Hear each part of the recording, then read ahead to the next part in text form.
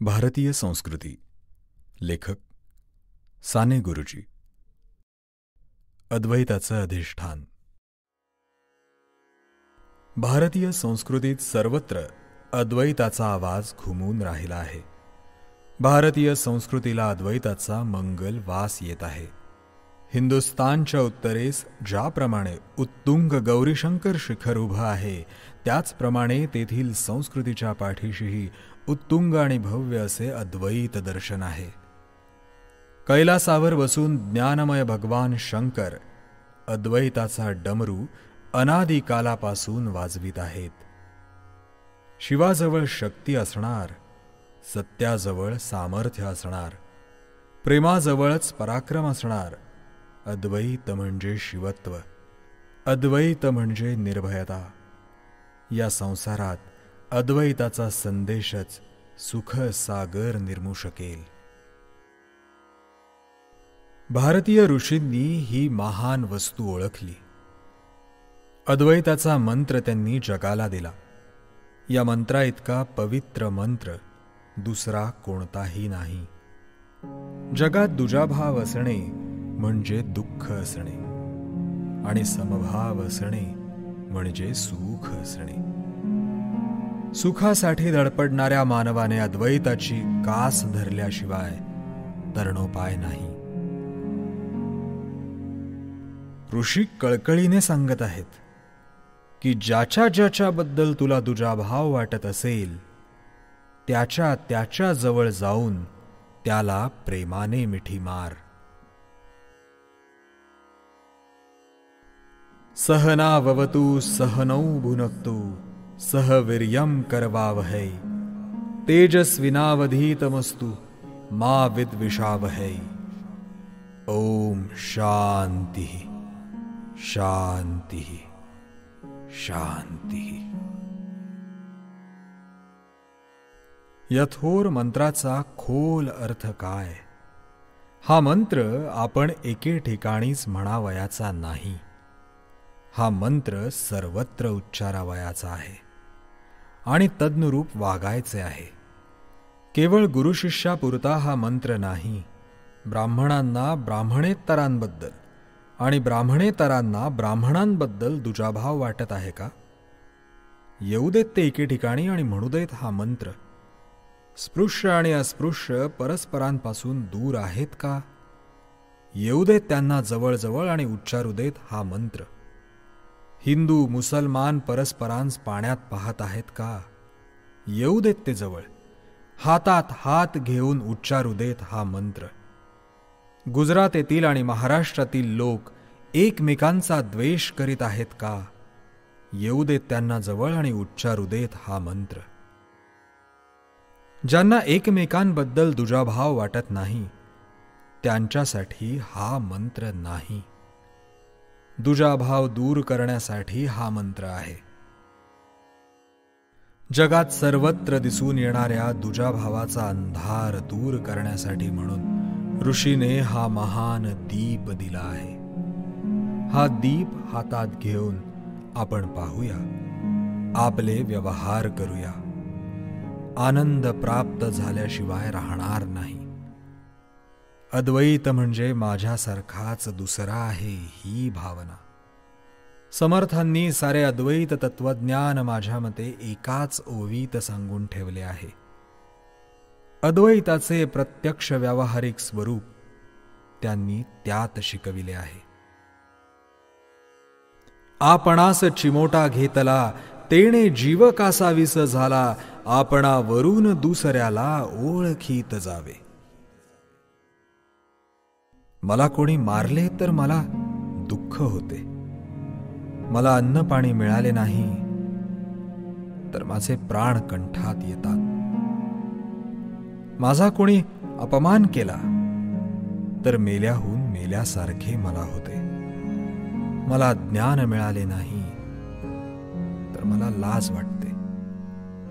माझ्याप्रमाणेच दुसऱ्याला असे होत असेल, मला मन, बुद्धी, हृदय सारं आहे, दुसऱ्यालाही असेल. माझी मान वर असावी तशीच दुसऱ्याचीही असणे योग्य आहे. थोडक्यात आपणास येणाऱ्या सुखदुःखांच्या अनुभवांवरून दुसऱ्यांच्या सुखदुःखांची कल्पना येणं म्हणजेच एक प्रकारे अद्वैत. मला ज्या गोष्टींनी दुःख होतं त्या गोष्टी दुसऱ्याच्या बाबतीत मी करणार नाही, हा त्यापासून मनाला बोध मिळतो. मला ज्या गोष्टींनी आनंद होतो त्या दुसऱ्यालाही लाभाव्यात अशी मी खटपट करीन, असेही माझे अद्वैत मला सांगते. अद्वैत म्हणजे अमूर्त कल्पना नव्हे, अद्वैत म्हणजे प्रत्यक्ष व्यवहार. अद्वैत म्हणजे चर्चा नव्हे, अद्वैत म्हणजे अनुभूती. ऋषी केवळ अद्वैताच्या कल्पनेत रमले नाहीत. सर्व जगाशी, सर्व चराचराशी ते एकरूप झाले. रुद्र सूक्त लिहिणारा ऋषी मानवांना काय काय लागेल त्याची काळजी वाहत आहे. सर्व मानव जातीच्या गरजा जणू त्याला स्वतःच्या वाटत आहेत.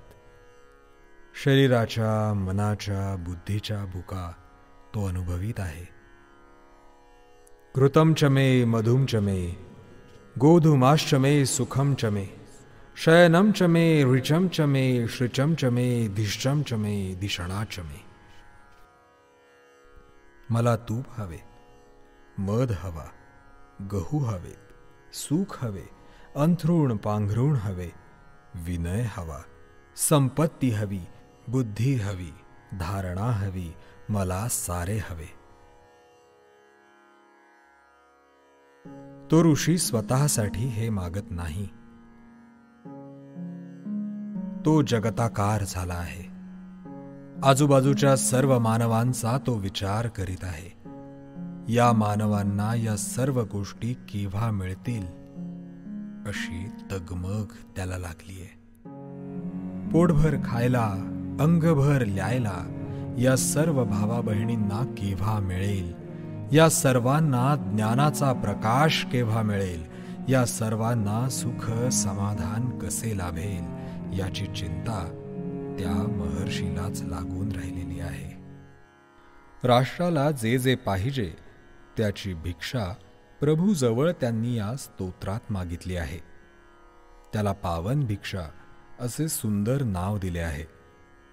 विद्या दे, संगीत दे, गायन दे, साऱ्या हृद आणि मंगल वस्तू त्यांनी मागितल्या आहेत.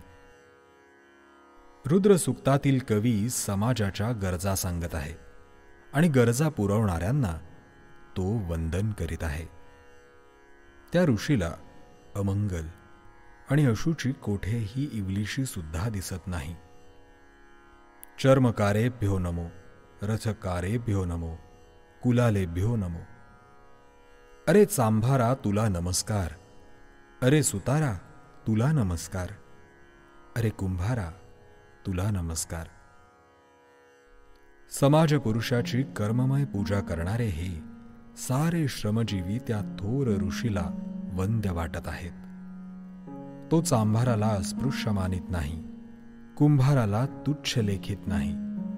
समाजाला जिवंत विचार देणाऱ्या, विचार सद्रष्ट्यांइतकीच मडकी देणाऱ्यांचीही तो योग्यता मानित आहे. देअर इज नथिंग ग्रेट और small in the eyes of God. देवाच्या दृष्टीने समाजसेवेचे कोणतेही कर्म उच्च किंवा तुच्छ नाही. ती सेवा कर्मे करणारे मंगल आणि पवित्रच होतात. परंतु रुद्र सूक्तातील ऋषी सेवा करणाऱ्यांना वंदन करीत आहे. असं नाही तर तो पतितांनाही प्रणाम करीत आहे. मनुष्य पतित तरी का होतात? समाजाच्या दोषांमुळेच ती पतित होतात. स्तेनानां पतयो नमः असे हा ऋषी म्हणतोय. चोरांना आणि चोरांच्या नायकांना हा ऋषी प्रणाम करतोय. हा ऋषी वेडा नाही. चोर तरी चोरी का करतो? श्रीमंताच्या मुलाजवळ शेकडो खेळणी असतात, गरिबाच्या मुलाजवळ एकही नसते. त्या गरिबाच्या मुलाने एखादे खेळणे चोरले तर त्याला फटके पडतात. शेतात मरे मरे तो काम करणाऱ्या मजुराला जेव्हा पोटभर खावयाला मिळत नाही तेव्हा तो धान्य चोरतो. त्यात त्याचा काय दोष? तो चोर नाही, त्याला उपाशी ठेवणारा समाज चोर आहे. ऋषी कळवळून म्हणतोय, अरे चोरांनो, तुम्ही चोर नाही. समाज नीट वागेल तर तुम्हाला चोरी करावी लागणार नाही. तुमच्यातील माणुसकी मी पाहतोय, तुमच्यातील दिव्यता मला दिसते. तुमच्या आत्म्याचे वैभव दुसऱ्या दगडांना दिसले नाही तरी निर्मल दृष्टी असणाऱ्या मला ते दिसल्याशिवाय कसे राहील? अद्वैताचा विसर पडलेल्या समाजात मग क्रांती होते. ईश्वर जगाला धडा देऊ इच्छितो. शेजारी भावाला तो रात्रंदिवस श्रम करीत असूनही राहायला नीट घर नाही, खायला पोटभर अन्न नाही, आणि मी माझ्या प्रचंड बंगल्यात रेडिओ ऐकत बसतो. ही भारतीय संस्कृती नाही, हा भारतीय संस्कृतीचा खून आहे. उपाशी लोकांना पाहून दामाजीने कोठारे उघडी केली. घरात चोरी करावयास आलेल्या माणसास एकनाथ म्हणाले, आणखी थोडे घेऊन जा. चोरी करणाऱ्या माणसास पाहून आपणास आपली लाज वाटली पाहिजे, आपल्या समाजाची चीड आली पाहिजे.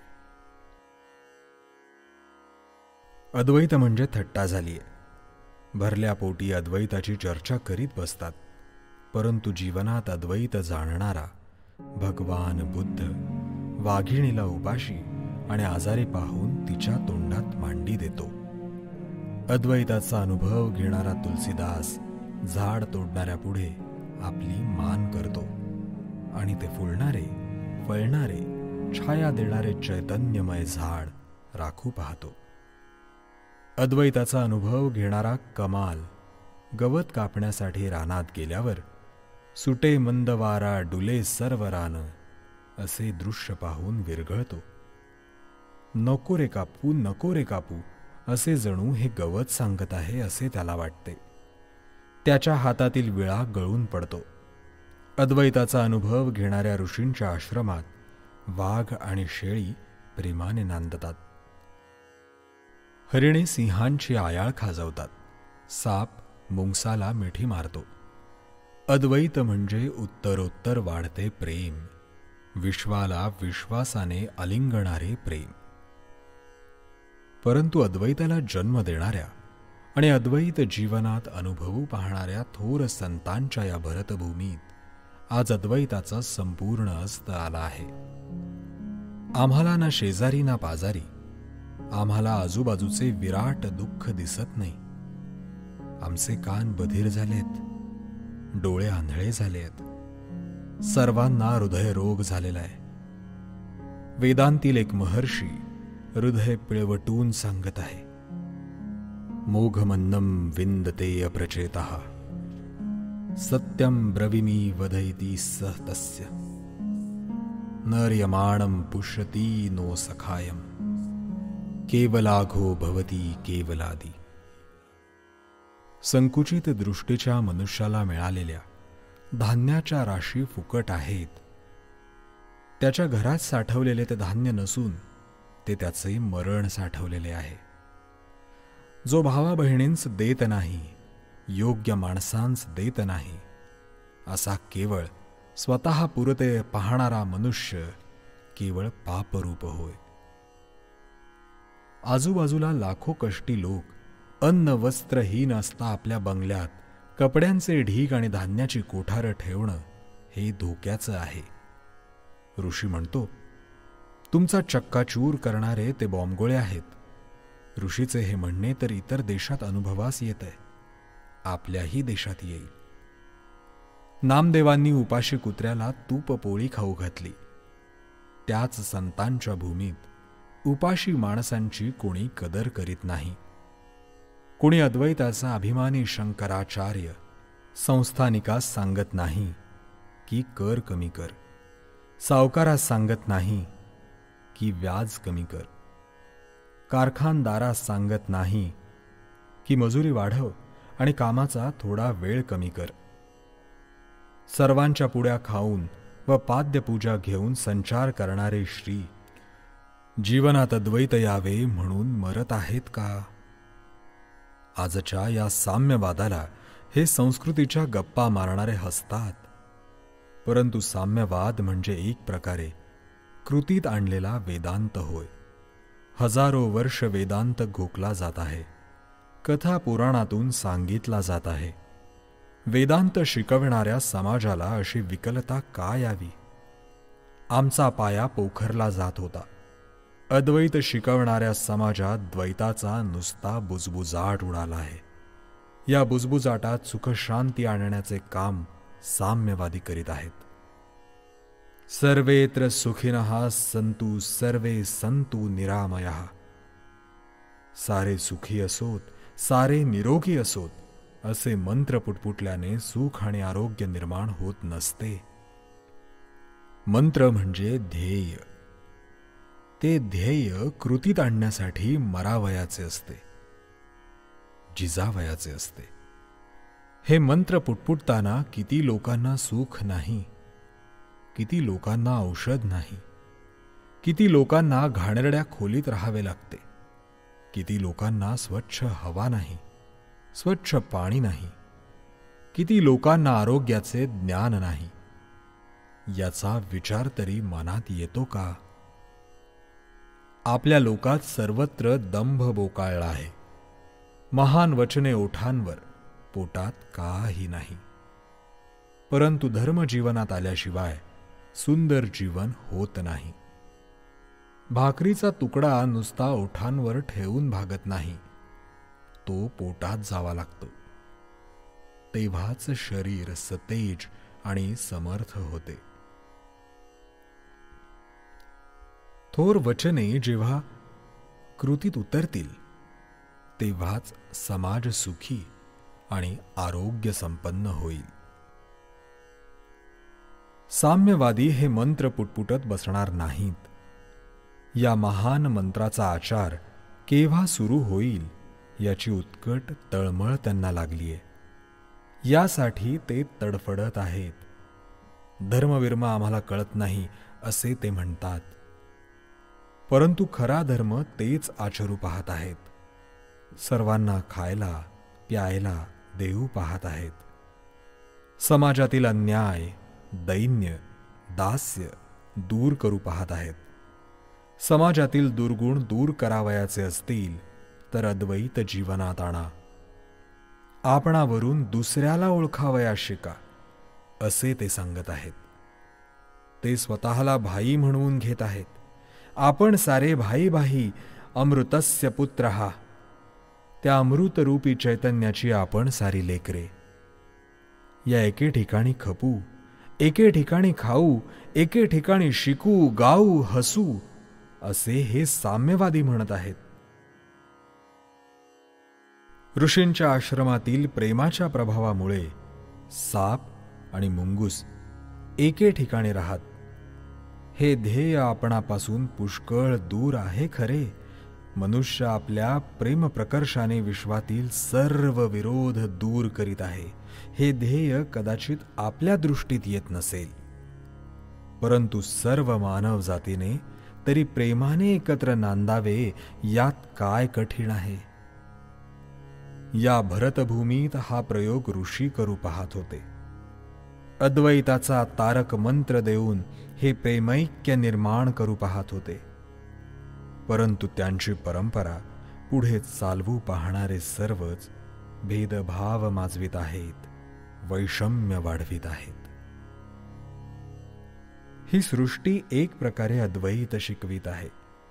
मेघ सारे पाणी देऊन टाकतात, झाडे फळे देऊन टाकतात, फुले सुगंध देऊन टाकतात, नद्या ओलावा देऊन टाकतात, सूर्य चंद्र प्रकाश देतात. जे जे आहे ते ते सर्वांना देऊ, सर्व मिळून उपभोग घेऊ.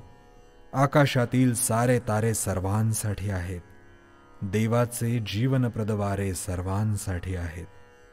परंतु मनुष्य भिंती बांधून स्वतःच्या मालकीच्या इस्टेटी तयार करू लागतो. जमीन सर्वांची आहे, सारे मिळून ती कसूया, पिकवूया. परंतु मनुष्य त्यातील तुकडा अलग करतो आणि म्हणतो, हा माझा तुकडा. अज्ञानानेच जगात अशांती उत्पन्न होते. द्वेष, मत्सर उत्पन्न होतात. स्वतःला समाजात बुडविले पाहिजे, पिंडाला ब्रह्मांडात बुडविले पाहिजे. व्यक्ती शेवटी समाजासाठी आहे, दगड इमारतींसाठी आहे, बिंदू सिंधूंसाठी आहे. हे अद्वैत कोण पाहतो, कोण अनुभवतो? हे अद्वैत जीवनात आणणे म्हणजे केवढा आनंद. ज्याला लाखो भाऊ सर्वत्र दिसत आहेत, त्याला केवढी कृतकृत्यता वाटेल.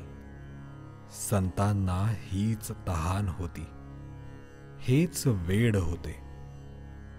ऐसे भाग्य कधी लाहता होईन, अवघे देखे जन ब्रह्मरूप. मग तया सुखा अंत नाही पर, आनंदे सागर हेलावती. अवघ्या समाजाला ज्याला स्वतः इतका पूज्य वाटत आहे, प्रिय वाटत आहे, त्याच्या भाग्याचे कोण वर्णन करील. जिकडे तिकडे देखे उभा अवघा चैतन्याचा गाभा. जिकडे तिकडे चैतन्यमय मूर्ती दिसत आहेत.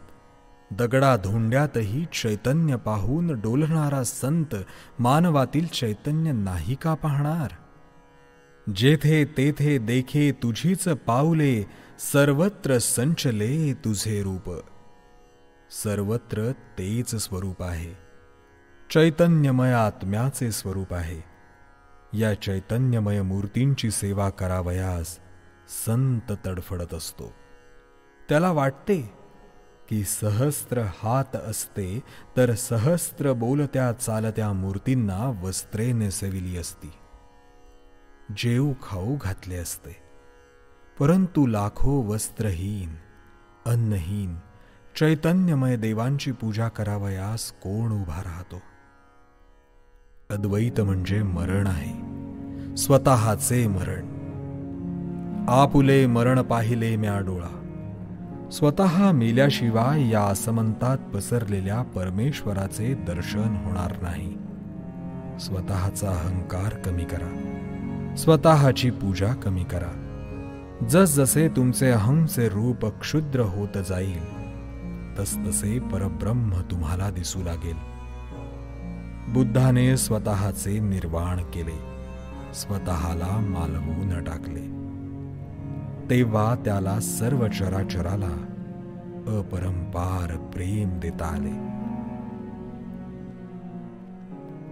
अद्वैताचा उच्चार म्हणजे स्वतःच्या स्वार्थी सुखावर निखारा ठेवणे. तुका म्हणे वावी प्राण्यांसवे तुटी, नाही तर गोष्टी बोलू नये. प्राण द्यावयास तयार असाल तर वेदांताच्या वल्गना करा. दुसऱ्यासाठी दोन दिडक्याच नव्हेत तर सर्वस्व अर्पण करावयास तयार असणे म्हणजे अद्वैताची दीक्षा. जीवतळी अंथरिती जीव आपुला. आपल्या प्राणाच्या पायघड्या दुसऱ्यासाठी आनंदाने घालणारे ते अद्वैताचे अधिकारी.